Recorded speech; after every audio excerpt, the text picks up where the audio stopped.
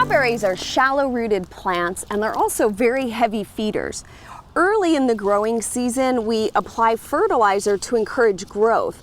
The plant puts on runners and new plants or daughter plants, and that's how it'll fill the bed. These new plants are going to be very productive next season.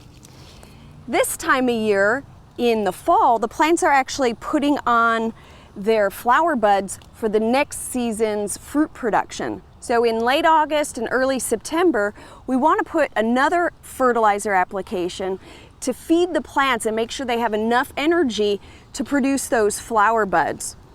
Now, traditionally, ammonium nitrate has been used as a common fruit fertilizer, but it's become rather unavailable in the marketplace.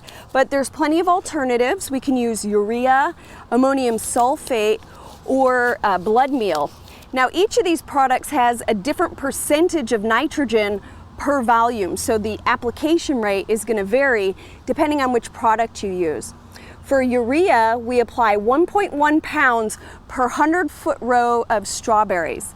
If we're using ammonium sulfate, we'll use 2.4 pounds per 100-foot row, and for blood meal, we need 4.25 pounds per 100-foot row.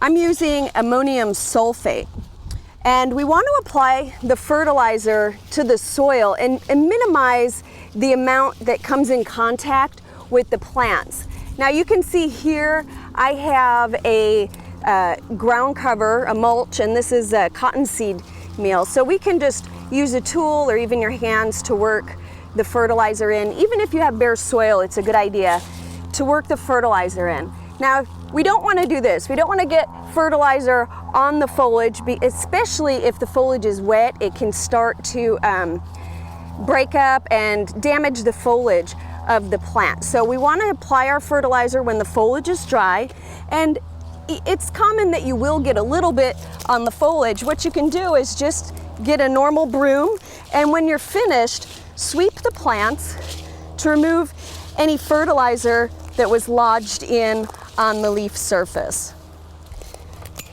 Of course, when we're finished, we want to water that fertilizer in. This will move it down into the root zone of the plants and allow the plants to take it up so that they can produce flowers for next year's fruit crop.